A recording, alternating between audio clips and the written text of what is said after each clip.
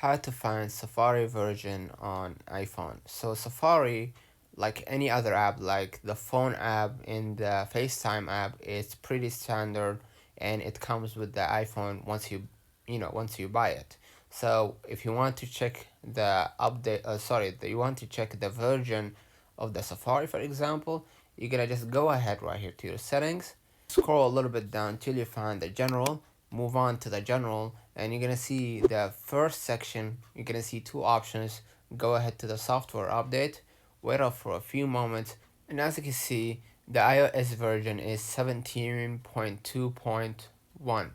That means that the FaceTime, the phone, the Safari, and every standard app that comes along with the iPhone is in that last version. All comes along with the iOS version, which is the 17.2.1.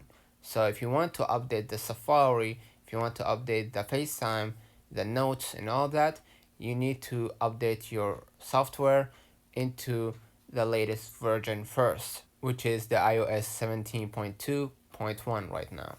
Let me know in the comments if this video helped you.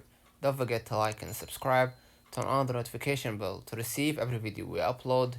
Thank you for watching. See you in the next one.